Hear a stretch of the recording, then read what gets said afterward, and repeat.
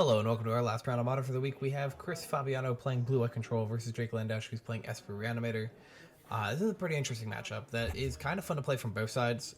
So I think technically Reanimator is supposed to be favored, but when you're expecting it in the meta, you have stuff in your sideboard like Fabiano probably does. Cards like Rest in Peace, anything that deals with the graveyard, pretty solid. Fabiano, I know, also plays multiple Spreading Seas, which we will see at some point during this match. Wink, wink. But both of these decks, really cool. I like the Reanimator deck a lot personally, just because it scratches that itch of playing big mana guys while also doing fun, kind of interactive things. And you can play Ephemerate, and Ephemerate is a wild card right now. So, Drake's going to cast Otherworldly Gaze, which allows him to look at the top 3 cards of his deck, and he can either rearrange them in any order or put any number of them into the graveyard. Really cool tool for dumping cards like Arcana Cruelty, Sarah's Emissary, Drifter, any of the big Reanimator targets. It also... Oh, here comes the Spreading Seas on the Water Grave. Spreading Seas is a card that, like, when I played Magic the first time, around Dominaria's release, I played Blue Eye Control, and Spreading Seas was one of the cards I used to play in my deck, just because I was always like, oh, you turn their land into an island and you draw a card. It can't be bad. So I'm really happy to, like, see it popping up again. This is one of those cards that, like, I will forever love. Alright. Jake is going to fetch out a Godless Shrine, which means he probably has a Faithless Mending in hand. Because he has the blue source now. Well, he's had the blue source, but yep, Faithless Mending. He's going to draw 2 cards, gain 2 life, and discard 2 cards. He's got... What are we dropping here? Another Mending. Let's see a Drifter. And the Solitude. Okay. It's going to untap. Draws an Unburial Rites. Unburial Rites is an interesting card in this deck. Ooh, stuck on 2 lands is not good. Comes a Castle Vantress. And... Alright, Spreading Seas on the other one. I like the way that Fabiano just kind of, like, half tosses it. It's both, like, kind of disrespectful, but also playful in a fun way. Just like, meh. The weak toss of the card. Alright, Glacial Fortress, the blue-white checkland, and here's Chalice's Void on 2. And, I mean, this pretty much just kind of locks the game up.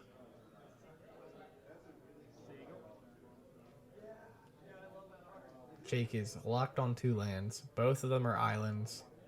He can't cast a Prismatic Ending in his hand. There's a Time Raveler. Fabiano has just drawn all of the cards that he needs to see. There's a Persist. Are we about to discard for hand size? I think we're a card off of it.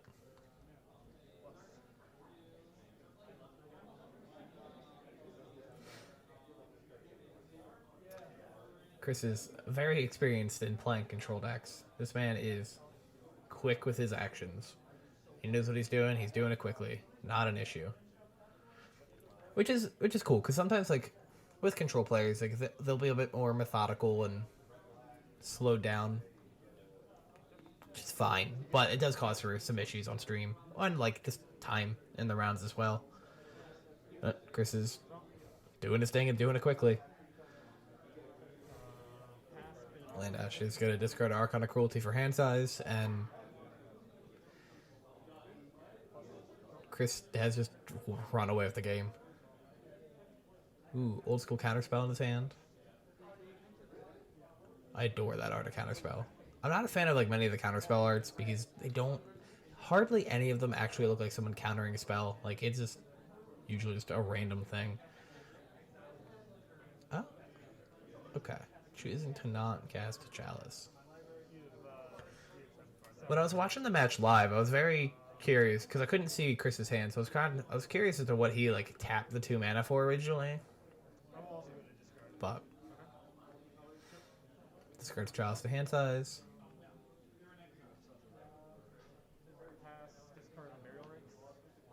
Discards Unburial Rites to hand size. Makes a 3/3 shark. Yeah. Draws a card for the cycle. untap. Ooh, now Chris can like establish a clock. Plus, like, he has a very likely Teferi ult coming off soon. And the emblem is just a game winner. He starts hitting the lands. Jake already doesn't have enough of them. This card's ending for hand size. This card's double ending to hand size, which makes sense. There's not a lot of stuff in the Reanimator deck that he can hit. And here's another World of Gaze. Trying to fix his draw for next turn. I don't think it's going to matter.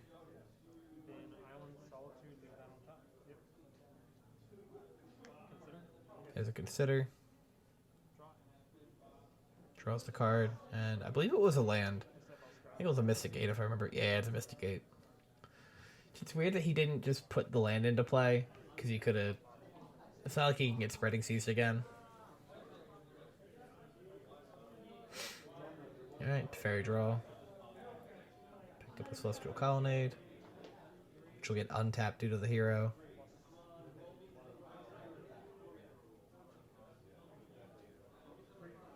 Attacks for 3. Discards Time Raveler due to hand size. A lot of discarding due to hand size. But I guess you can't really counter... you can't counter spells if your opponent doesn't do anything for multiple turns. Alright, so we're going to see white or blue-white. Prismatic Ending coming down, targeting the Chalice of the Void, using one of the white. Just counterspell it here? Just let it go. Hey, just let it go. Counterspell whatever he tries to do afterwards. Use the other floating and the the island to flashback the other World of Gaze.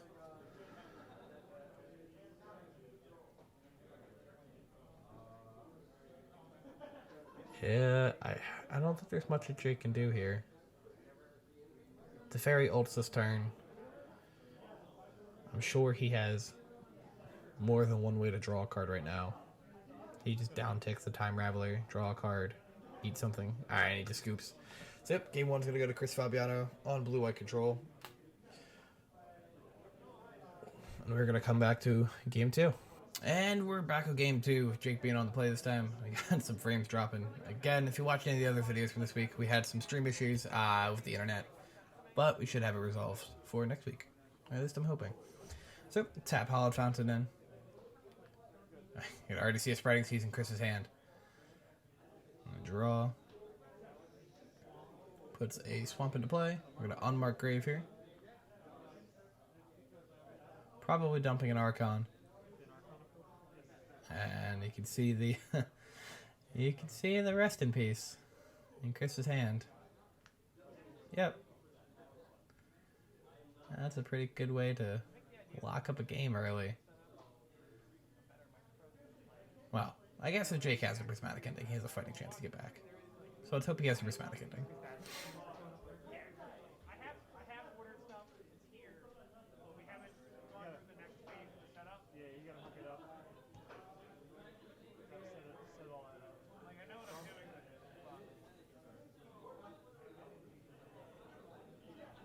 Alright.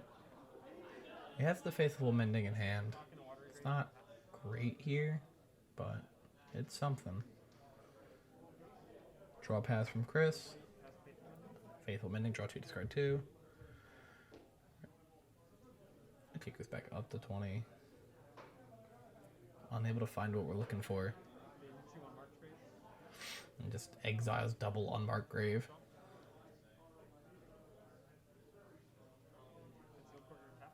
Tap Concealed Courtyard. Chris is gonna make a shark.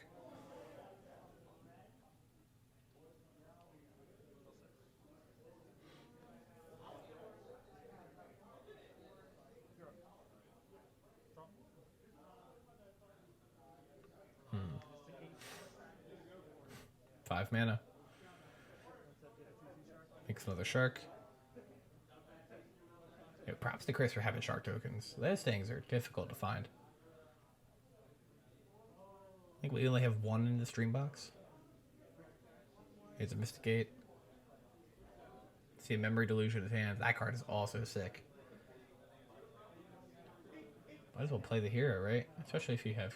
Do you have counter magic? Spreading Seas, Mysticate. I draw a card.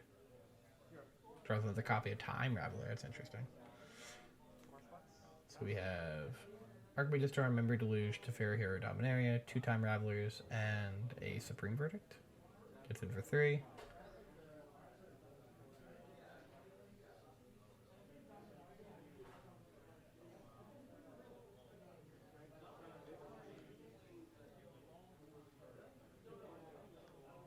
Plays Time Raveler. Just upticking, I'm assuming. Yep, just upticks and passes.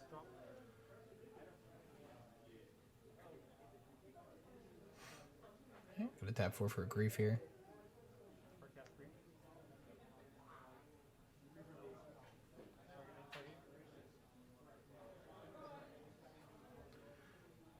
Lots of cards in his hand to take. That's a Cryptic Command too. That's interesting. I feel like most of the blue-white controllers have been moving off of Cryptic Command lately. Is not really wanting to tap 4 mana for it.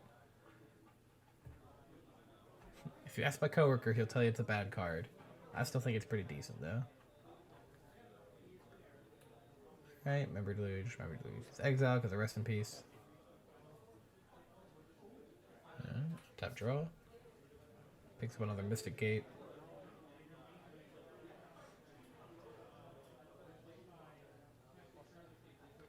Attacks in for 3 and passes. Very simple turns. And Jake has what looks like 3 persists in his hand, which is not good when your opponent has exiled your graveyard and continuously exiles any cards you put into your graveyard. It is not looking good for Jake here. Alright, he's gonna Archmage's Charm himself to draw 2. Using the Mystic Gate to tap the planes to make double blue. Draws a counterspell and something. Float a Strand, uptick onto Teferi, attack for 3.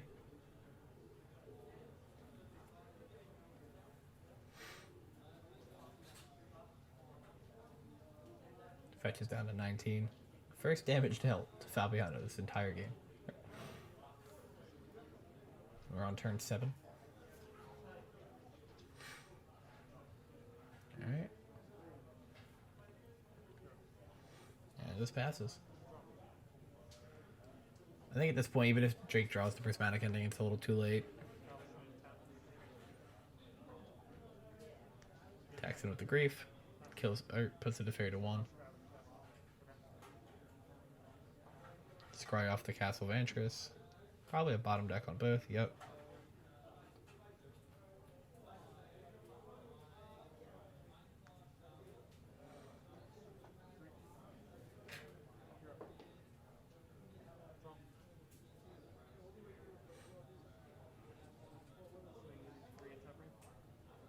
Attacks into the Grief.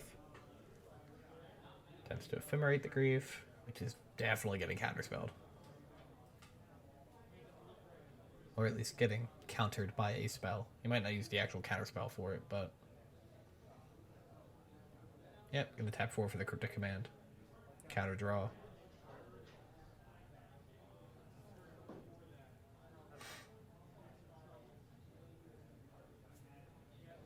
And... gonna put him to 1, and the game's effectively over here. He's got lethal in the next turn, unless Jake draws something crazy, but I don't think I don't think any draw here saves him.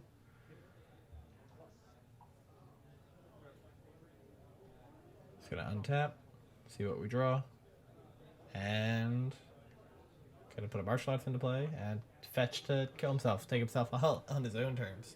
Alright, and that's the match. Chris Fabiano taking it 2-0 over Drake Landash. Blue-White Control beating Esper Reanimator. Thank you for watching. Please, if you'd like to watch live, we stream every week, every Monday at 7:15-ish on Twitch at AlternateUniversesLive, and then we'll post around here every week as well. Thank you very much, and have a great rest of your day.